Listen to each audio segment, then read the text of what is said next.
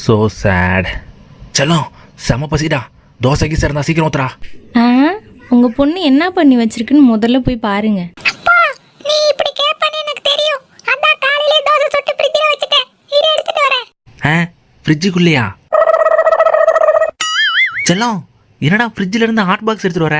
அப்பா தோசை சூடா இருக்கணும்ல, அதுக்கு தான். ரெடி ஆன் பண்ணிட்டியா? செல்லம் ஸ்கூலுக்கு போறோம், மிஸ் கிட்ட சொல்றோம், லீவ் வாங்குறோம். வீடியோ போயிட்டுடா.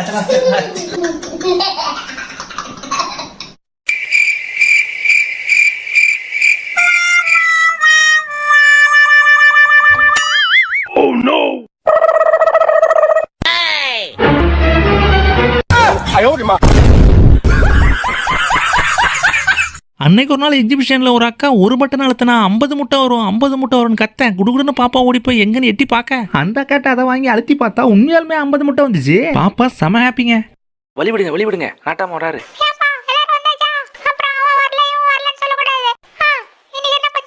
ஐயா, என்னோட பாத்ரூம் பக்கெட்டை இவர் திருடிட்டு இவரோடதுன்னு சொல்றாரு ஐயா.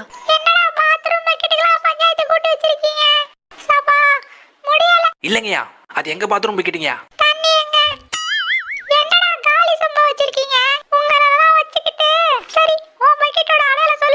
ஐயா அது வெள்ளை கலரா பளபளன்னு இருக்குங்கய்யா.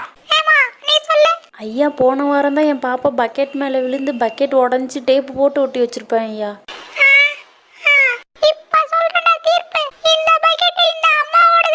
நன்றி ஐயா. இந்த திருட்டு பையலுக்கு என்ன தண்டனைனா இது மாதிரி 10 பக்கெட் அந்த அம்மாக்கு வாங்கி தரணும். இதான் என் தீர்ப்பு. நாட்டாம தீர்ப்பை மாத்தி சொல்லு. யாரை பார்த்து என்னடா கேட்ட? நான் ஒரு தடவை சொன்னா 100 தடவை சொன்ன மாதிரி அந்த அம்மாவுக்கு 100 பக்கெட் வாங்கி கொடுத்துரு.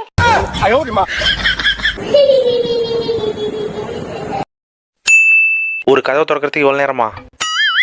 எல்லாம் ரெடியா இருக்கா? ஆ,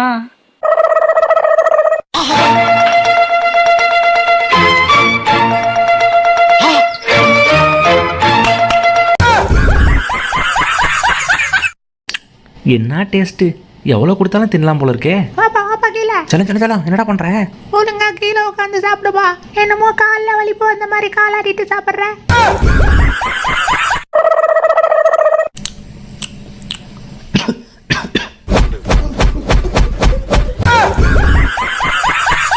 பா தூங்குறது நல்லதா கெட்டதா? செல்லம் நல்லதுடா, நல்லா தூங்கணும். பாப்பா வந்து இது எங்க மிஸ் கிட்ட சொல்லு. என்ன எப்ப பார்த்தாலும் ஏன் கிளாஸ்ல தூங்குறேன்னு கேக்குறாங்கப்பா. அன்னைக்கு ஒரு நாள் பாப்பா சிங்கத்துக்கு சோறை போட்டு தொப்பை குறைக்கிறதுக்காக வாழை வாங்கி போலான்னு கூப்பிட்டா சிங்கம் எனக்கு கால் வலிக்கும் நான் வரமாட்டேன் அப்படின்ட்டுச்சு. டைனோ குட்டி ஐஸ்கிரீம் கேட்டு அழுகுறான்னு அப்பாவுக்கு ஃபோன் பண்ணி சொல்லிட்டு இந்த பக்கம் திரும்பினா முதல்ல முட்டை வேணும்னு பாப்பா பின்னாலே கெஞ்சிக்கிட்டே வர இவங்க சேட்டை தாங்க முடியலங்க.